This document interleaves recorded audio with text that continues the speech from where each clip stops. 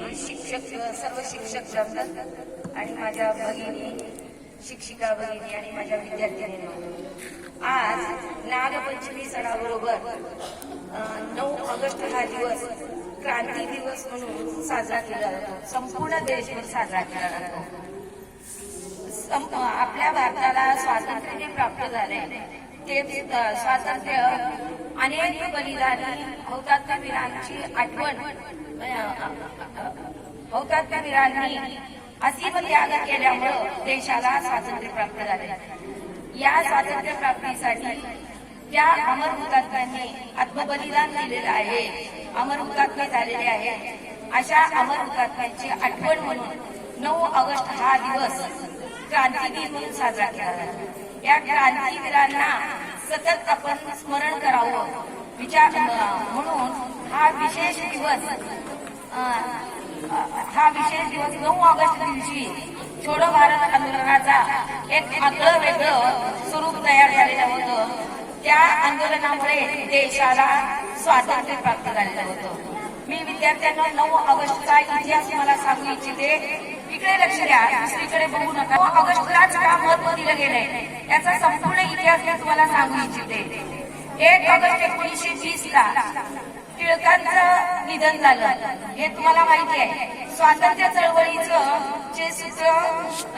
चळवळीचे सूत्र टिळकांच्या हातात होते. त्यांच्या निधनानंतर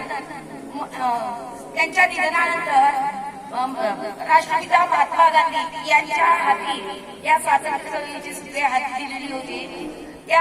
त्यांच्या कालावधीमध्ये राष्ट्रपिता महात्मा गांधींनी 3 मोठमोठी जनआंदोलने घडून आणली.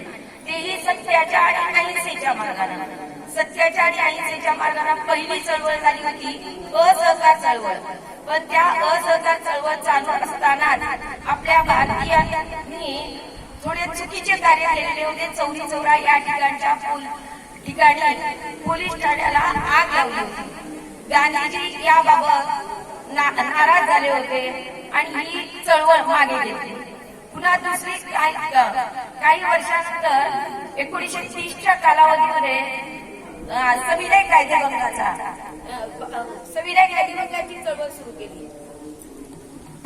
कायदेभंगामध्ये ब्रिटिश शासनाने मिठासारख्या वस्तूंवर सुद्धा कर लादलेला होता. या करावर हे कोणतेही कर, ब्रिटिशांचे कोणतेही कर आपण स्वीकारायचा नाही आणि तेही अहिंसेच्या आणि सत्याच्या मार्गाने. हा विचार महात्मा गांधींनी घेतला आणि भारतीयांना सत्याग्रह करण्यासाठी एक प्रेरणा दिली, प्रोत्साहन दिले. त्यानुसार जनआंदोलन सुरू झालं. पण सविनय कायदेभंगालाही राष्ट्रपिता महात्मा गांधींना एक आरोपी राजद्रोही ठरवले आणि अटक केले. त्याही ठिकाणी सविनय कायदेभंगाची चळवळ ही पूर्णपणे यशस्वी झाली नाही. आणि ती तब्बल 10 वर्षानंतर 1942च्या काळात शेवटचं जनआंदोलन मात्र हे अखेरचं जनआंदोलन होतं की देशाला स्वातंत्र्य प्राप्त करून देणारा आंदोलन होतं.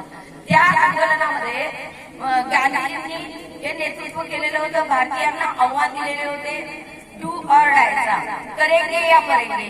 याचाही इतिहास तुम्हाला सांगू इच्छिते विद्यार्थिनींनो. 7 ऑगस्ट 1942 रोजी मुंबईच्या गवालिया टँक मैदानावर, आज त्याला क्रांती मैदान म्हणून ओळखलं जाते, या मैदानावर राष्ट्रीय सभेचे अधिवेशन भरले. त्या अधिवेशनामध्ये भारतीयांनी पंडित जवाहरलाल नेहरूंच्या नेतृत्वाखाली एक कार्यकारिणीची बैठक भरली आणि त्या बैठकीमध्ये छोडो भारत आंदोलनाचा ठराव पंडित जवाहरलाल नेहरूंनी तो ठराव मंजूर करून घेतला आणि त्या ठरावानुसार छोडो भारत आंदोलनाचे नेतृत्व राष्ट्रपिता महात्मा गांधी यांच्याच हाती सोपवले.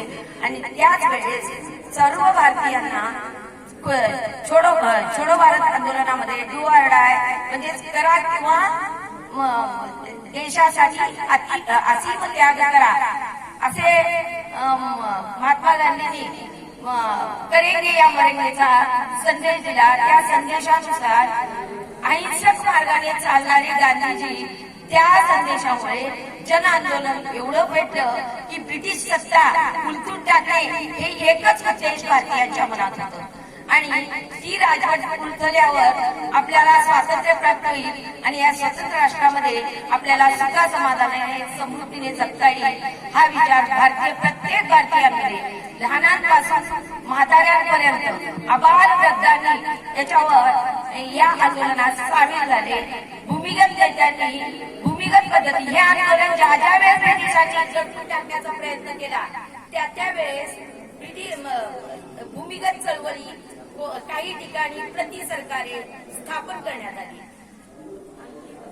भूमिगत नेत्यांमध्ये जयप्रकाश नारायण, राम मनोहर लोहिया, अरुणा आसफअली, सुचिता कुलकर्णी अशा अनेक नेत्यांनी भूमिगत पद्धतीने त्यांचंही सरकारी यंत्रणा विस्कळीत करणे हा त्याचा उद्देश होता.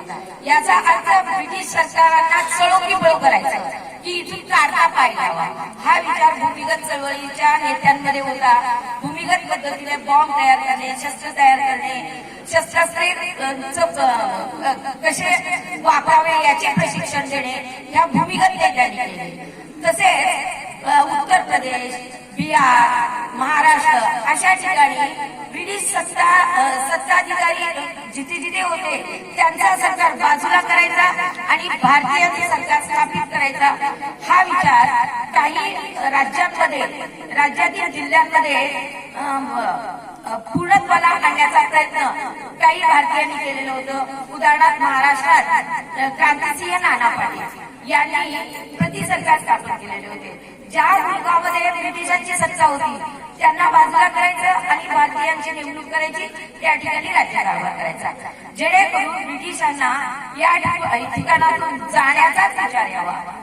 शेवटीला अनेक आंदोलकांनी याच्यात सहभागी झाल्यामुळे दडपशाहीचे धोरण जरी स्वीकारलं, तुरुंग सुद्धा आंदोलकांना तुरुंगात डाबणे सुद्धा त्यांना शक्य होईना झाले, ते कमी पडू लागले.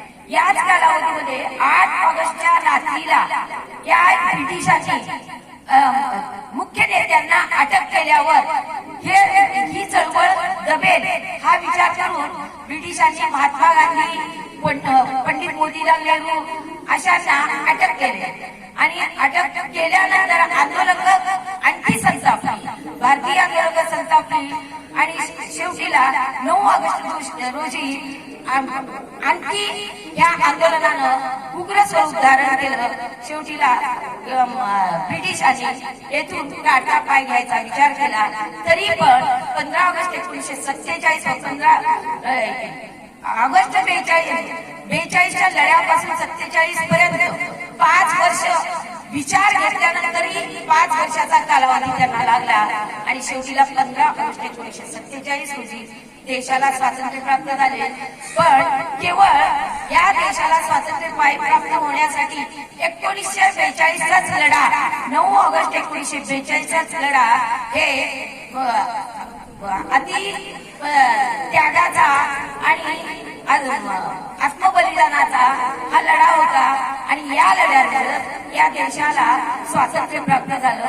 म्हणूनच आपण या 9 ऑगस्टच्या दिवशी स्वातंत्र्यवीरांना, क्रांतीवीरांना सतत आठवणीत ठेवावं यासाठी हा दिवस 9 ऑगस्ट हा दिवस क्रांती दिवस म्हणून देशाच्या ठिकठिकाणी प्रत्येक शाळेमध्ये हा दिन साजरा केला जातो. अशा पद्धतीनं या दिवसाचं महत्व लक्षात घेऊन आपण क्रांतीवीरांना स्मरण करावं.